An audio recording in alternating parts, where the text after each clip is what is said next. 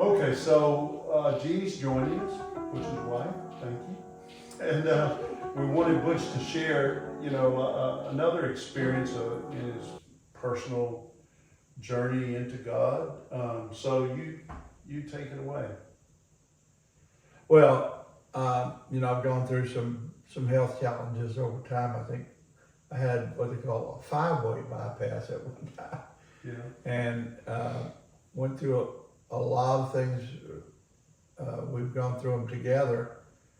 And then found out that I had melanoma, which metastasized and it went to stage 4. And we had to go through all those treatments, and put a port in, and it was quite the challenge to go through all that. But I do remember there was a time when we were at the hospital.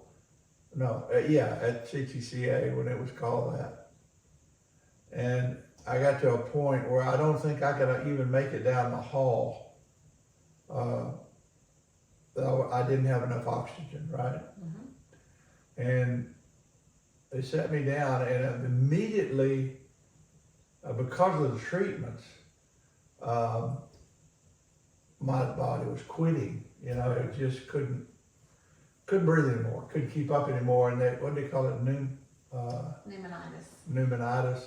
And it got horribly bad. And when they saw what these treatments were doing, they immediately hospitalized me right there. And I didn't think, it was that bad, but they said, oh my goodness, you're not, when they got my oxygen level and all that, you're pretty much dead here. Yeah. So there was what, they have some kind of emergency facility upstairs or something? Yes. It's kind of a blur to me what happened after that, really. I mean, she remembers it all because she went through it. Wide awake doing it. Wow. And all of a sudden they had, lines and things, and I'm up there, and I don't know what happened after that, to be honest.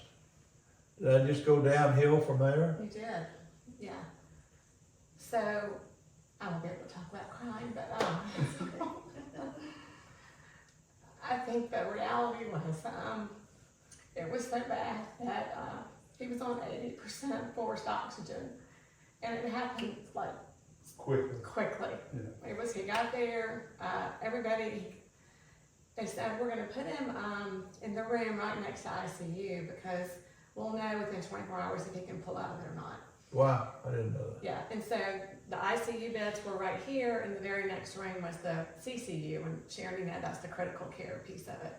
And they said, but we want to make sure that he's right there in case we have to, have a different level of attention. And so they could not get his lungs working enough for him to breathe on his own. So they did the nasal, oxygen, and then he still couldn't, that still didn't help.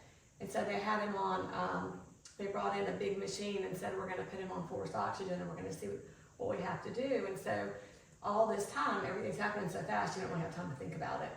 But I looked at the machine and it was showing 80% forced oxygen. And so, and it was still kind of a bit of a blur because it was happening so fast. And so I remember sending a text to the boys that said, I'm not sounding the alarm bells yet, but it's not good. So it's like, all right, let's just figure out what we're doing next. And then there was no progress, no improvement, and he was just sort of in and out of it. But I remember vividly, I think maybe the second day of that, staying in the hospital that night, it was probably about 2:30 in the morning, 3 o'clock in the morning, sleeping in the chair, just all of a sudden wide awake with just this level of like, okay, something's happening, but I don't know what. Right.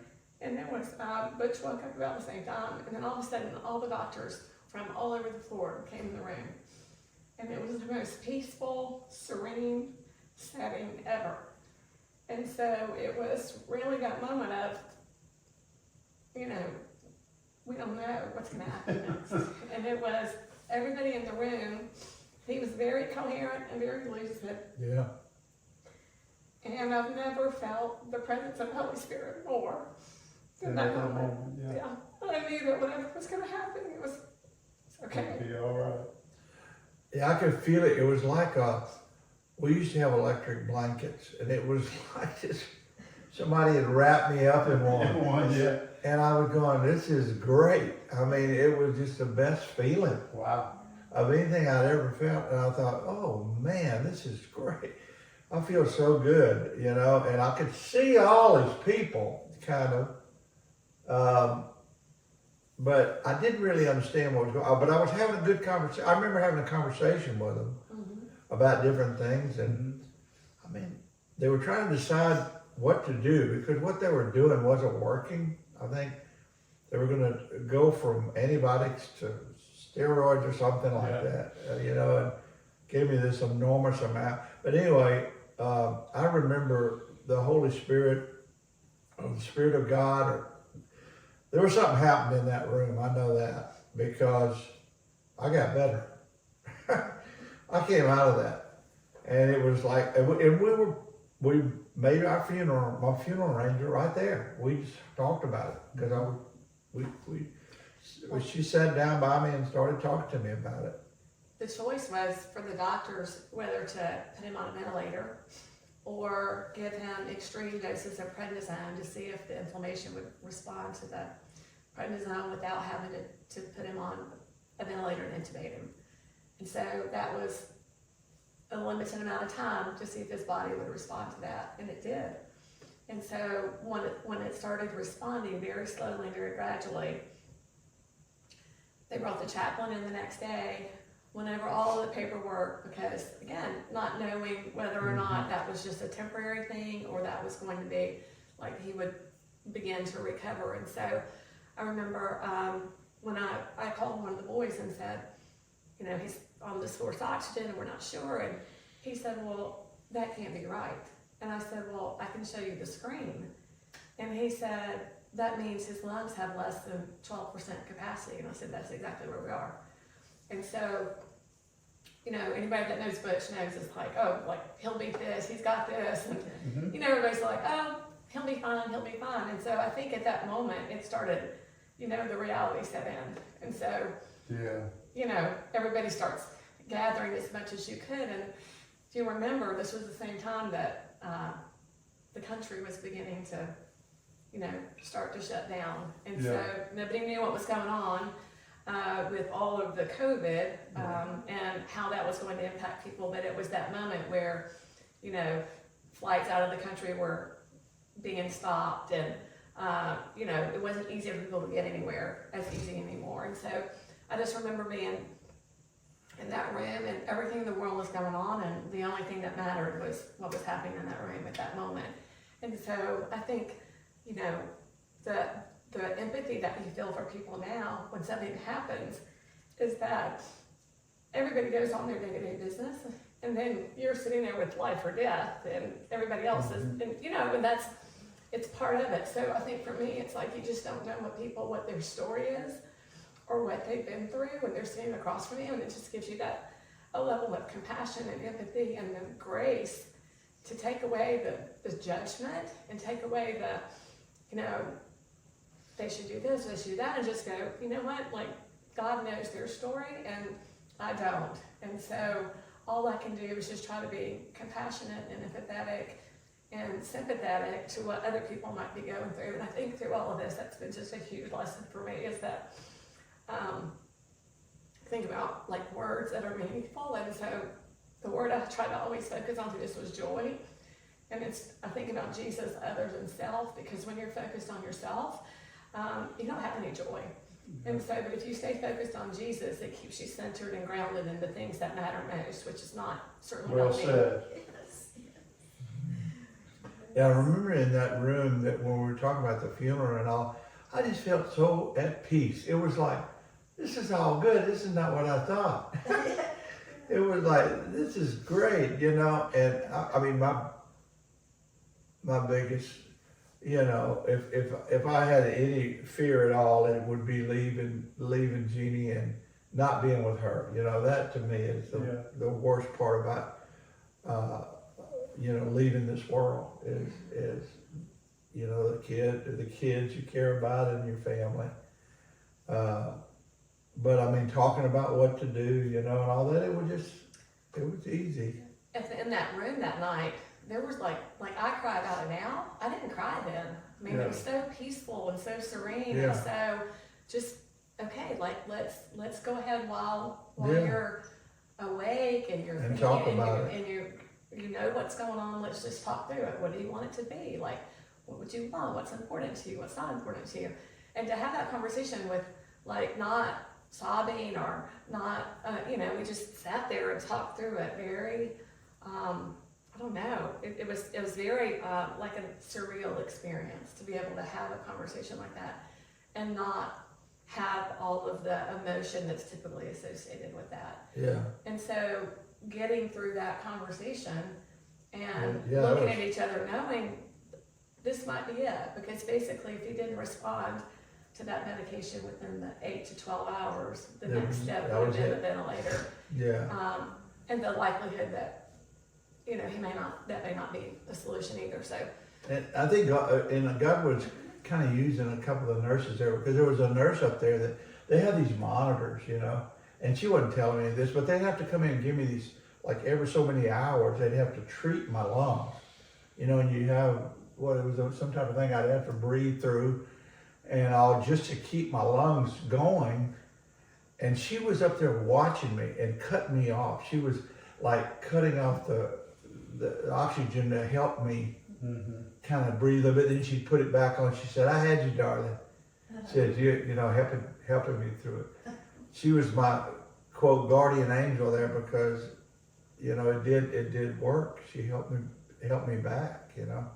So as you, I'd like to, you know, just ask both of you really, from that particular specific moment of the presence of God in a hospital room, and obviously you have returned to reasonably good health as you sit here today. So that was a journey from that moment to this moment.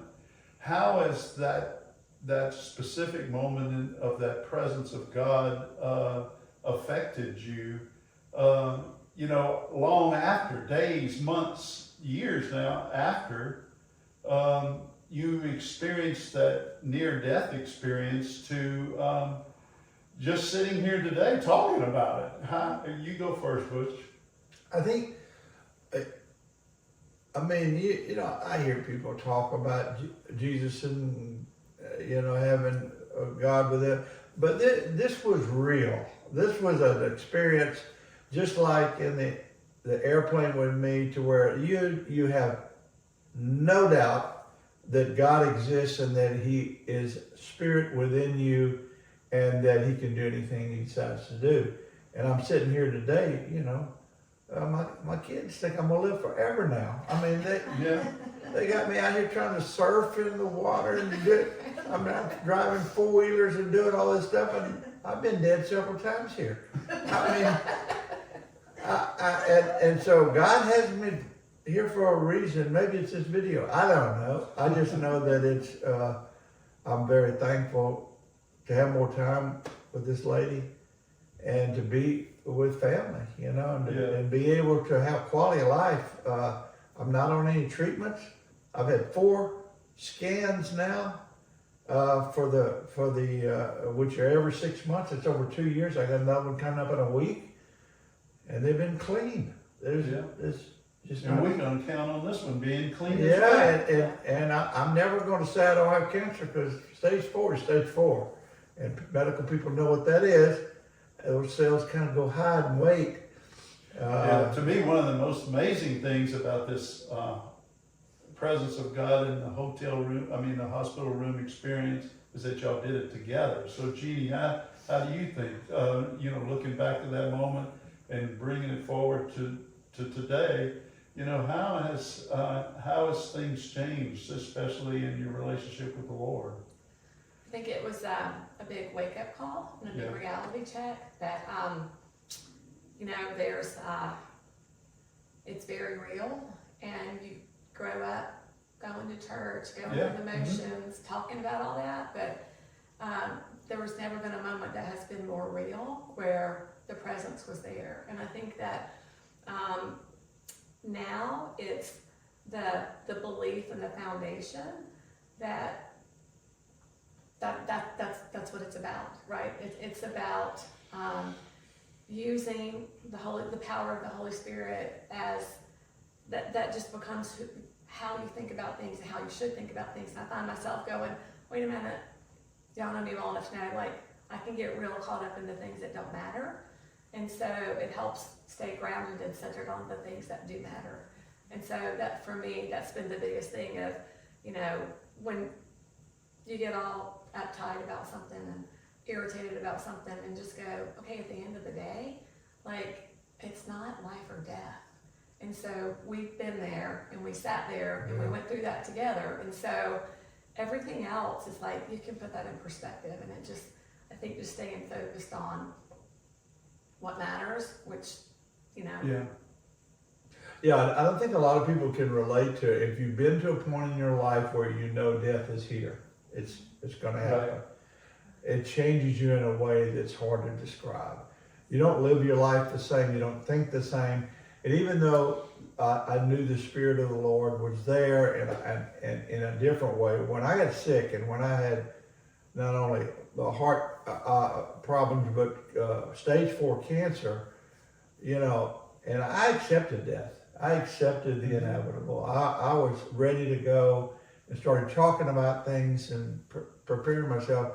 And when you finally accept that, you really don't view things in the same way.